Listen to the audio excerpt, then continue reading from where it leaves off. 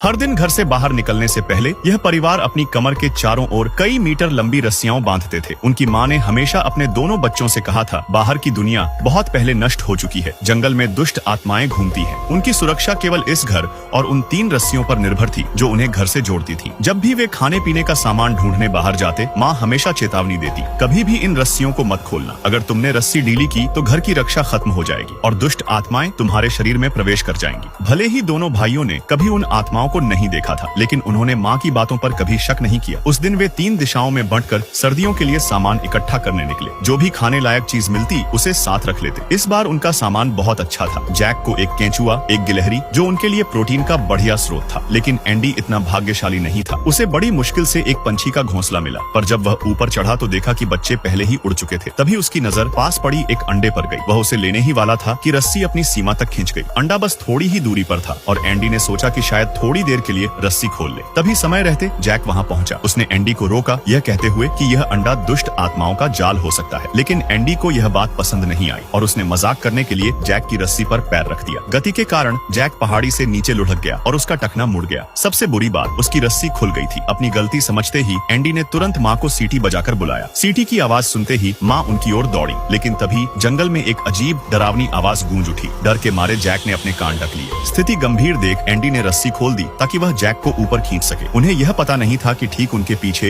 एक दुष्ट आत्मा चुपचाप पास आ रही थी। सौभाग्य से माँ समय पर पहुंच गई, लेकिन उनकी रस्सी भी अपनी सीमा तक खींच चुकी थी। बच्चों को खतरे में देखकर उन्होंने तुरंत अपनी रस्सी काटी और उन्हें ऊपर खींच लिया। दुष्ट आत्मा उनके पास पहुंचने ही वाली थी कि माँ ने फुर्ती से रस्सी समेटी और तीनों को कसकर बांध लिया। किसी तरह वे आत्मा के हमले से बच गए। लेकिन जब एंडी ने ऊपर देखा तो वहाँ आत्मा का कोई निशान नहीं था। पहली बार उसे माँ की बातों पर शक हुआ।